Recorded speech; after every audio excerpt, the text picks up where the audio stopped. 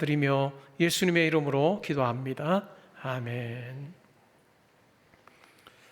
오늘 읽었던 이 10장에 나오는 이 말씀은 사도행전에서도 매우 중요한 사건을 담고 있습니다. 사도행전 2장에 보면 오순절 날에 성령이, 하나님의 영이 백성들 위에 임하는 놀라운 사건이 있었습니다. 그리고 사도행전 9장에 보면 그리스도를 믿는 자들을 박해하던 바울이 예수 그리스도를 만나게 되어서 예수를 믿을 뿐만 아니라 이방인의 사도로 부름받게 되는 아주 놀라운 이야기가 적혀 있습니다. 그리고 오늘 10장에 보면 고넬료라고 하는 로마의 군대의 장교 그리고 그의 가족들이 예수를 믿게 되고 하나님 백성 되는 놀라운 이야기가 소개되고 있습니다. 물론 빌립을 통해서 에디오피아 내시가 이사야서 말씀을 듣고 예수 그리스도에 대해서 믿고 세례를 받았지만, 그러나 오늘 이 고넬료 사건이야말로 복음이 유대인들에게 머물러 있지 않고 이방인들, 온 이 땅의 모든 족속에게로 다 흘러가는 그 같은 출발과 같은 사건이라고 할 수 있습니다. 그러기에 매우 중요한 사건이지요. 그런데 오늘 우리가 짧지 않은 구절을 우리가 읽었는데 이런 생각을 가지게 됩니다. 하나님께서 고넬료라고 하는 이방인을 구원 백성 삼으시려고 하는 그 과정을 보면 어떤 면에서 오늘날 우리가 많은 관심을 가지고 있는 효율성이라고 하는 부분에서 보면 별로 효율적이지가 않아요. 그렇지 않아요? 그냥 성령께서 고넬료가 기도할 때 나타나셔서 네가 이제까지는 경건하고 또한 하나님을 경외하면서 구제와 기도를 통해서 많은 사람들과 하나님께 참 좋은 삶을 살았는데 이제는 그 옛 언약에서의 삶을 청산하고 새 언약으로 오신 예수 그리스도를 믿으면 좋겠다라고 천사가 이야기해 주면 될 것 같은데 그와 같은 방법을 사용하지 않습니다. 아주 직선적으로 그렇게 말씀해 주시면 끝날 것 같은데 그렇게 하지 않는 거예요. 오히려 환상 중에 천사가 욥바라고 하는, 지금 가이사랴라고 하는 곳에서 아래로 한 50km 정도 떨어져 있는 욥바라고 하는 곳에 베드로라고 하는 사람이 살고 있으니 그 사람을 청하여서 말씀 들으라 라고 그렇게 이야기합니다. 두 사람 그리고 경건한 군인 하나를 선택하여 세 사람을 욥바로 보냅니다. 오늘 우리가 말씀을 읽다 보니까 아주 절묘한 타이밍에 하나님께서 역사하시고 하나님께서 주관하시는 그런 모습을 보죠. 고넬료가 보낸 사람들이 가이사라라고 하는 성에 다다랐을 때 그때 어떤 일이 벌어집니까? 그 다음 날이죠. 그러니까 낮 12시쯤 되었는데 베드로가 시장하였지만 기도하러 올라갑니다. 기도하러 올라가 있으면서 어떤 환상을 보았습니까? 보자기에 여러 동물들이 담겨 있습니다. 거기에는 물론 유대인들이 먹을 수 있는 동물도 있었을 것이고 먹지 못할 동물도 있었을 것입니다.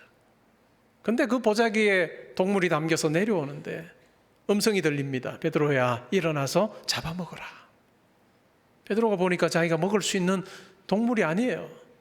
굽이 갈라지고 새김질을 해야 되는데 그렇지 않은 동물들도 보자기 안에 담겨 있었던 것 같아요. 어떻게 답합니까? 제가 이제까지 이런 동물들을 먹은 적이 없습니다. 경건한 유대인으로서 율법에 따라서 먹지 말라고 하신 것, 그것은 제가 먹은 적이 없습니다. 그런데 어떤 소리가 들립니까? 내가 깨끗하게 한 것을 내가 왜 속되다고 하느냐? 내가 깨끗하게 했는데 내가 왜 걸어가지 않다라고 이야기하느냐라고 그렇게 말씀하십니다. 그리고 두 번 더 그 환상이 있었습니다. 세 번의 환상을 본 거죠. 베드로가 어떻게 생각합니까? 과연 이게 뭘까? 베드로가 환상을 본 시점과 그리고 고넬료가 보낸 사람들이 성에 다다른 그 시점이 아주 잘 맞물려 있습니다. 고민하죠. 이게 무슨 뜻일까? 왜 하나님께서 나에게 이와 같은 환상을 보여주실까라고 고민할 때 바로 밖에서 누가 찾아요? 고넬료가 보낸 사람들이 찾고 있습니다. 베드로를 찾습니다. 분명하게 말씀합니다. 내가 보낸 사람들이니 걱정하지 말고 내려가서 만나라. 가서 이야기를 들어보니 고넬료가 여차여차하여 자기들을 보내었고 베드로 사도를 청하여서 말씀 듣기를 원한다라고 하는 이야기를 듣습니다. 그리고 결국 베드로가 그 사람들을 자기가 묵는 집에 거하게 하는 거죠. 이 과정을 보면 하나님이 그냥 나타나셔서 고넬료라고 하는 사람과 그 가족들에게 예수 그리스도에 대한 복음을 증거해 버리면 끝날 것 같은데 그 방법을 택하지 않으시고 어떻게 보면 비효율적으로 보이는 그 같은 방식으로 하나님께서는 역사하고 계십니다. 물론 한 이방인이 주께로 돌아오는 그 엄청난 일을 행하시기 위해서 이와 같은 일들을 행하시는데 그 하나님의 다루시는 손길들을 보면서 우리는 우리의 삶에 하나님께서 과연 무엇에 관심을 가지고 계시는가라고 하는 부분을 가지고 우리가 오늘 한번 생각해 보면 좋을 것 같습니다. 우리는 신앙생활하면서 일로 접근할 때가 참 많습니다. 어떤 일을 내가 하느냐 안 하느냐, 그리고 내가 인생의 어떤 시기를 살면서 내가 하나님 앞에서 일하느냐 안 하느냐 하는 생각을 가지고 일로 접근하는 경우가 참 많아요. 근데요, 신앙생활하면서 일로 접근하기 시작하면 어떨까요? 일로 우리의 신앙이라고 하는 것을 그 기준 삼아서 하나님과의 관계를 우리가 맺게 되면요, 우리는 낙심하고 절망할 수밖에 없습니다. 낙심하고 절망할 수밖에 없습니다. 근데요, 오늘 이 사건은 하나님께서 관심 자체가 일에 있지 아니하고 관심 자체가 자기의 백성 가운데 있다라고 하는 것을 아주 분명하게 이야기해 주는 거예요. 효율성이 문제가 아니라 하나님께서 선택하여 자기 자녀 삼으시고 백성 삼으시고 사역자 삼으신 그 한 사람 한 사람에게 하나님께서 얼마나 큰 관심을 가지고 계시는가라고 하는 것을 우리에게 보여줍니다. 이방인이 예수 믿게 되는 그 일에 다른 생각을 가지고 있는 이 베드로를 그냥 강압적으로 몰아붙이셔서 증거해라고 하지 않으시고 설득하고 설명하고 환상으로 보여주시고 그 상황 가운데 딱 놓여지게 됐을 때 하나님께서 이러한 뜻을 가지고 계셨구나 수긍하고 받아들일 수 있도록 하는 그와 같은 하나님의 섬세한 손길이 오늘 이 사건 속에서 보여지게 됩니다. 여러분의 삶도 한번 살펴보십시오. 여러분의 삶에서도 이런 세밀한 하나님의 손길들을 여러분이 경험하면서 살고 있는지요? 혹 일 중심으로 신앙생활을 이해하며 살고 있지 않습니까? 일 중심으로 생각하면요, 낙심될 때가 참 많아요.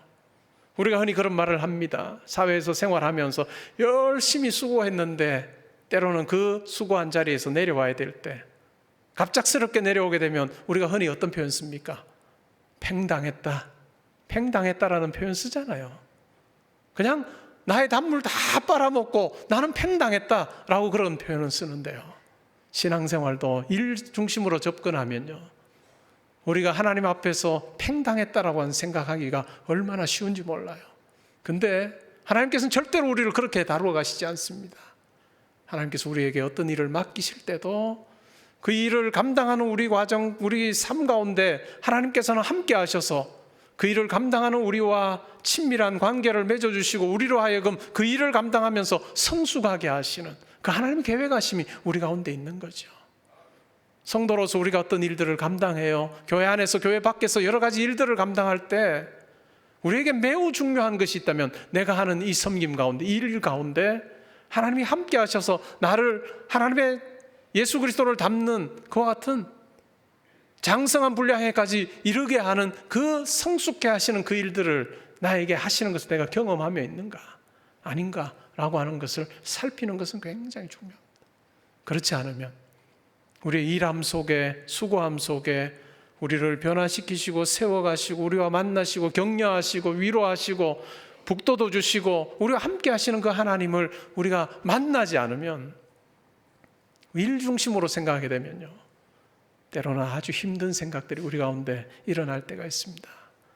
오늘 이 베드로에게 하나님께서 접근하시는 그 모습을 보면요, 이 베드로의 생각이 바뀌어서 더 성숙한 하나님의 백성으로 세워지기를 원하시기 때문에 이 일을 하고 계시는 겁니다. 고넬료라고 하는 이방인의 그 가정을 구원하시는 것도 굉장히 중요한 의미지만 그 사역을 감당하는 베드로가 생각이 바뀌어서 하나님 보시기에 더 아름다운 사람으로 변화되는 그것이 얼마나 큰 관심이었는지를 오늘 이 사건은 우리에게 분명히 이야기해 주고 있습니다. 여러 사람이 등장하지만 크게 보면 등장인물이 두 명이죠. 고넬료와 베드로입니다. 고넬료와 베드로. 고넬료는 어떤 사람이에요? 로마 군대의 장교입니다. 100명의 부하를 거느리고 있는 가이사랴라고 하는 헤롯 대왕이 세운 그 항구 도시죠. 아구스토 가이사의 이름을 따라서 지은 그 만든 도시가 이 가이사랴라고 하는 도시입니다. 총독이 로마의 총독이 이스라엘 이 유대를 다스리는 총독이 이 가이사랴에 머물러 있었습니다. 행정구역상으로 보면 수도라고 할 수 있는 그곳이죠. 그리고 치안을 담당하고 또한 이 유대 지역의 안정을 위해서 파견되어 있는 이 로마 군대, 더군다나 이달리아 군대라고 하는 아주 용맹하고 지혜롭기로 아주 소문나 있는 그 부대의 장교, 그가 바로 고넬료입니다. 근데 이 고넬료가 어떤 사람이에요? 이방인이지만 여호와를 향해서 마음이 활짝 열려있는 사람이에요. 정복한 나라, 그 민족이 믿는 이 하나님에 대해서, 신에 대해서 마음이 열려 있었던 사람입니다. 그래서 이방인이 유대교로 개종하지는 않았지만, 이방인으로 여전히 존재하지만, 그러나 하나님을 향한 믿음을 가지고 경외하고 경건하여서 기도와 구제를 통해서 많은 사람들을 돕는 그 같은 아름다운 삶을 살고 있는 사람입니다. 근데 또 한 사람은 어떤가요? 베드로예요. 유대인이죠. 그리고 예수를 따랐던 제자입니다. 예수님께서 사명을 허락하셔서 복음 전하는 그 일에 지금 열심을 내고 있습니다. 근데 베드로가 복음 전할 때 누구에게만 지금 전하고 있을까요? 베드로가 복음 전하는 것은 유대인들에게만 전하고 있어요. 그리고 그것이 예수 그리스도께서 자기에게 맡겨주신 사명이라고 생각을 하고 지금 열심을 내고 있는 사람이 바로 베드로입니다. 사도행전 1장 8절에서 예수님께서 말씀하셨죠. 성령이 너희에게 임하실 것이다. 그래야만 너희가 권능을 받을 것이고 예루살렘과 온 유대와 사마리아와 땅끝까지 이르러 내 증인이 될 거다라고 말씀하셨는데 이 말씀의 의미를 제자들이 깨달았을까요? 제가 볼 때는 깨닫지 못했을 것입니다. 제자들이 어떻게 이해했을 가능성이 클까요? 예루살렘에 있는 유대인들에게, 유대에 있는 유대인들에게, 사마리아에 있는 유대인들에게, 그리고 땅끝에 흩어져 살아가는 디아스포라 유대인들에게 이 말씀 전하라고 하고 예수 그리스도의 증인되라고 하시는 건가 보다 라고 하는 생각 가지고 유대인들에게만 지금 복음 전해왔어요. 그리고 그 일에 열심을 내었습니다. 베드로가 그렇게 생각할 수 있었던 이유가 뭘까요? 유대인이 가지고 있었던 선민사상 때문에 그래요. 선민사상이 어떤 거죠? 유대인들은 거룩합니다. 하나님의 선택받은 백성이라고 하는 그 분명한 생각이 있었습니다. 그렇기 때문에 어떻게 해요? 그 거룩성을 유지하기 위해서 어떻게 해요? 이방인들과 상종하지 않습니다. 이방인들과 식사를 해서도 안 되고 이방인들과 함께 같은 공간에 머무르거나 같은 공간에서 자도 안 되는 거예요. 그런 생각을 가지고 살아왔던 경건한 유대인입니다. 그리고 예수 믿는 자이죠. 그런데 하나님께서 이 베드로에게 이방인을 향해서 나아갈 것을 지금 명령하고 계시는데 강압적으로 고넬료에 가서 복음 전해, 그 가정에 가서 복음 전해 라고 이야기하고 토 달지 마 이렇게 하시는 것이 아니라 설명하고 계십니다. 환상을 통해서 고넬료에게 일어난 일을 고넬료가 보낸 사람들을 통해서 들음으로 하나님께서 어떤 계획을 가지고 계시는가에 대해서 그는 깨닫기 시작하고, 다음 주에 우리가 살피게 되겠지만 이 고넬료 가정에 성령이 임하시는 것을 보면서 정말 하나님께서 이방인과 유대인들을 구별하지 않고 하나님의 백성 삼으시는구나 라고 하는 것을 아주 생생하게 그가 느끼게 하시고 확인하게 하시고 공감하게 하시는 그 같은 방식으로 일하고 계십니다. 한 사람 베드로, 그를 통해서 3,000명이 5,000명이 회개하고 돌아오느냐 하는 것에 우리의 관심은 쏠릴지 몰라도 하나님의 관심은 복음 전하는 사람 베드로 자체에게 있습니다. 이 베드로가 더 성숙하여서 하나님의 뜻을 더 온전히 깨닫고 하나님의 사람으로 세워지는 그 일, 그것을 위해서 하나님께서는 이것을 행하고 계시다는 거죠. 우리의 신앙생활도 마찬가지일 것입니다. 우리의 신앙생활도 내가 무엇을 했느냐, 무엇을 하고 있느냐라고 하는 것으로 생각하면요, 힘들어져요. 왜요? 우리의 인생의 후반부에는 우리가 가진 것이 점점 더 줄어가는 경험을 하잖아요. 우리가 일로 생각하게 되면 우리는 좌절하면서 이 세상을 떠날 수밖에 없어요. 그러나 하나님의 관심은 그렇지 않다는 거죠. 하나님의 관심은 내가 무엇을 하느냐, 그것에 있는 것이 아니라 내가 정말 하나님의 뜻을 깨달아 하나님 백성답게 그렇게 성숙하는 그 과정을 내가 걷고 있느냐 아니냐 하는 것에 더 관심이 많다는 거예요. 우리 교회가 큰 프로젝트가 진행되고 있죠. 새로운 예배당을 세우는 이 일을 진행을 합니다. 간혹 연세 드신 성도님들이 저에게 그런 이야기를 해요. 목사님 미안합니다. 이 일에 제가 할 수 있는 게 별로 없습니다. 저는 뭐라고 답할까요? 아니에요. 지금까지 하셨잖아요. 지금까지 하셔서 우리 교회가 지금까지 든든하게 90여 년의 역사 가운데 그 기간을 여러분들이 섬겨주시고 여러분들이 기도해 주셔서 우리 교회가 존재하는 거지 그냥 하늘에서 뚝 떨어진 게 아니지 않습니까? 잘 섬겨주셔서 감사하고 또 앞으로 계속해서 교회를 위해서 기도해 주면 좋겠습니다. 저는 그렇게 말씀드려요.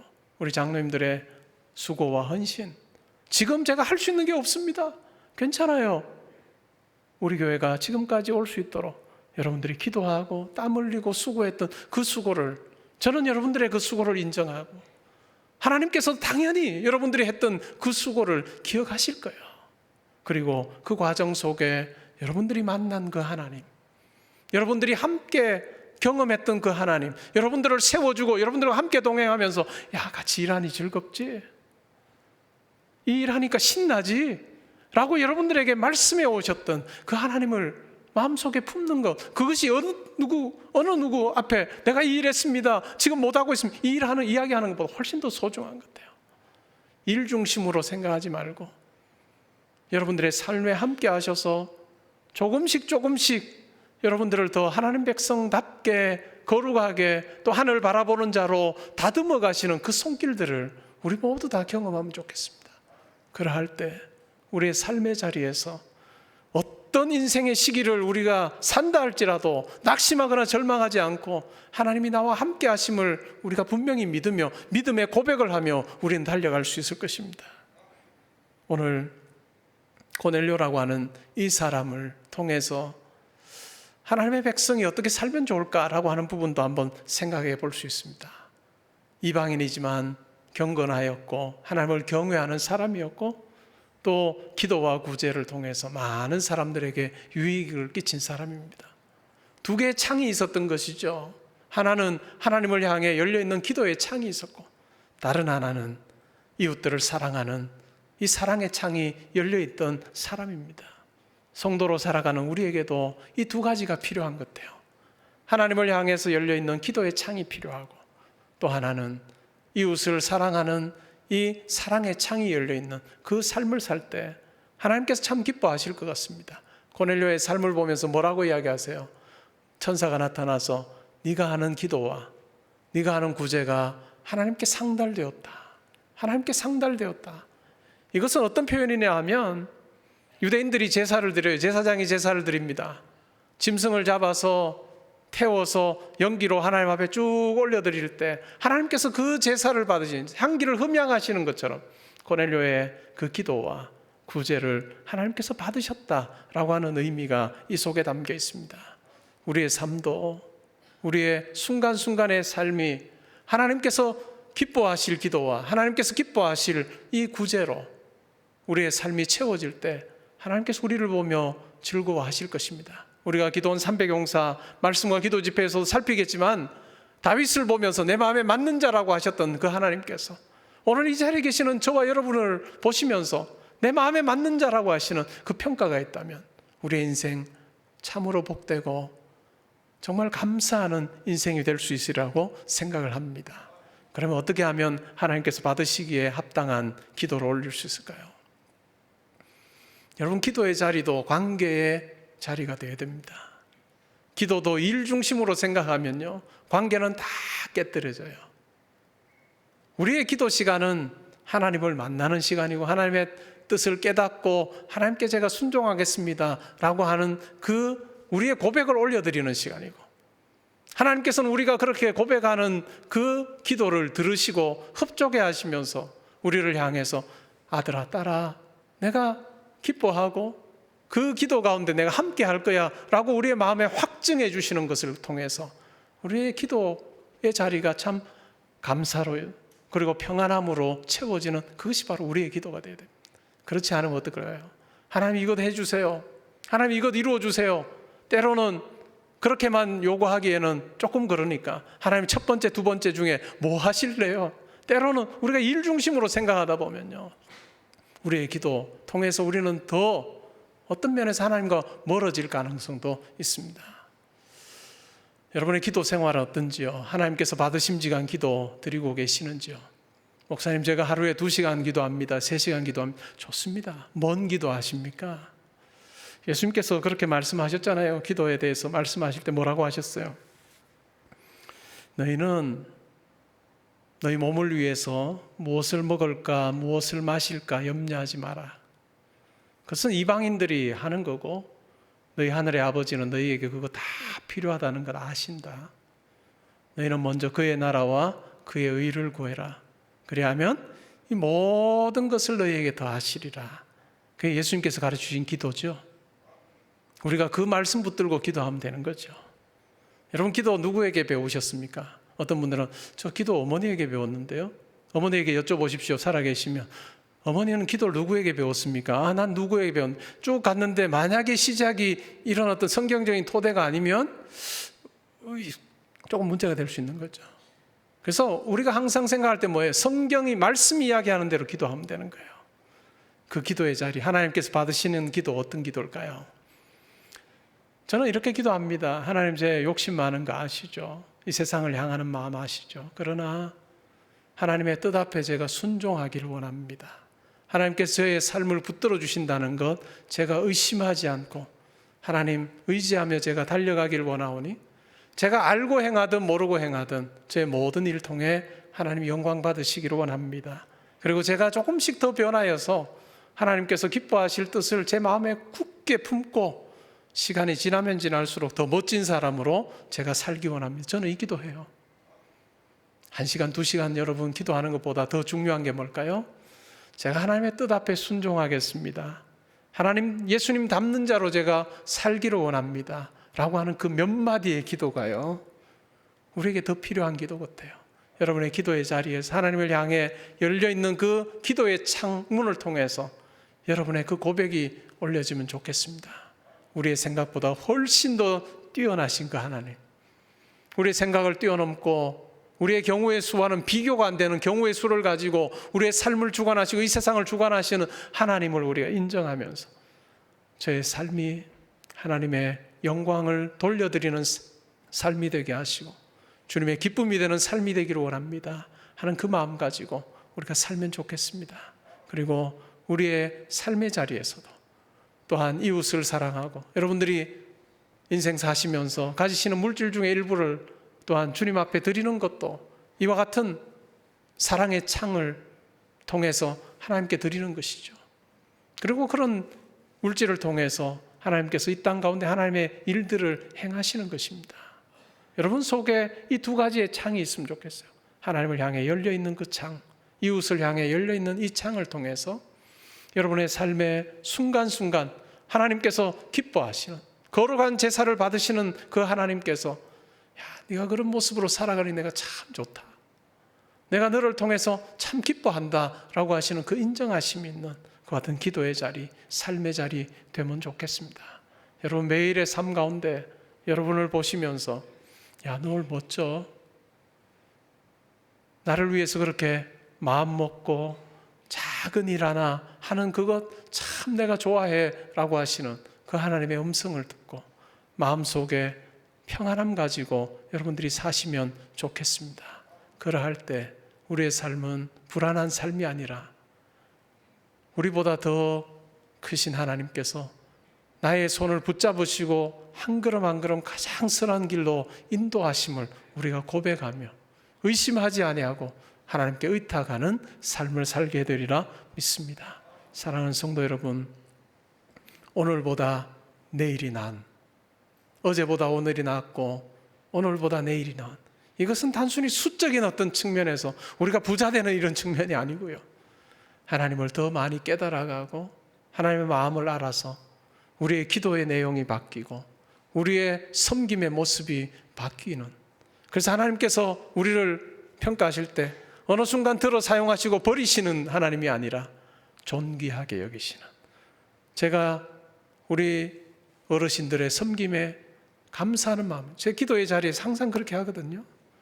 우리 교회를 위해서 수고하고 애썼던 장로님들, 권사님들, 연로하셔서 이제는 우리 교회 나오시지 못하시는 그분들 가끔씩 생각하면 너무너무 감사하거든요. 제가 그러한데 하나님께서는 안 그러시겠어요? 여러분의 수고와 섬김, 주 안에서 한 수고 결코 헛되지 않음을 기억하시고 여러분을 팽 버리시는 하나님이 아니시라 끝까지 여러분을 하나님 나라로 인도하시면서 더 성숙하게 하시고 더 예수 믿는 아름다운 모습을 지니게 하시는 그 하나님을 우리가 의지하며 한순간 한순간 하나님께서 기뻐하실 아름다운 모습으로 살아가는 저와 여러분 되시기를 주의 이름으로 축복합니다.